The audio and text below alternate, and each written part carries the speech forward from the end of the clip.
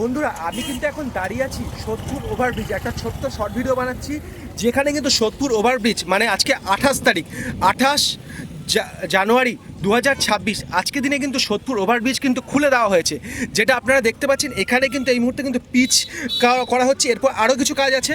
তার মধ্যে কিন্তু এখানে কিন্তু যেটা দেখতে পাচ্ছি এখানে কিন্তু আরও পিচের কাজ করা আছে। সাইডের কিন্তু এই অংশগুলো কিন্তু এখনও তৈরি করা হয়নি, কিন্তু যেটা দেখতে পাচ্ছি সাইডের কাজগুলো এখনও কিন্তু বাকি আছে।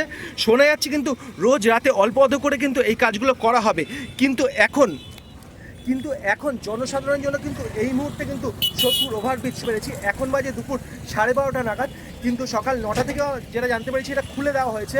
তো আপনাদের কিন্তু এই ডিটেলসটা জানালাম।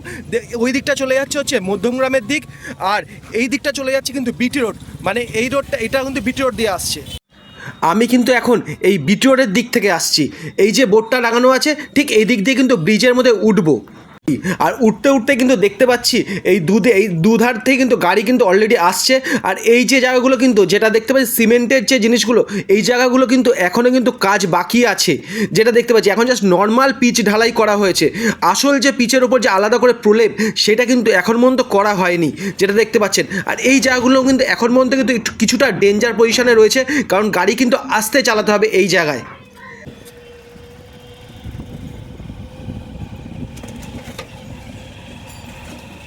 নিচ দিয়ে চলে গেছে হচ্ছে রেল লাইন, যেটা হচ্ছে এইদিকে রয়েছে হচ্ছে সোদপুর রেলওয়ে স্টেশন, আর এই দিকটা রয়েছে হচ্ছে খড়দা।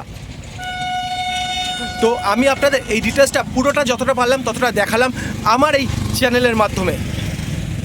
আর পুরো গাড়ি কিন্তু যাতায়াত করছে, এটা দেখতে পাচ্ছেন দু সাইড দিয়ে কিন্তু গাড়ি যাতায়াত করছে।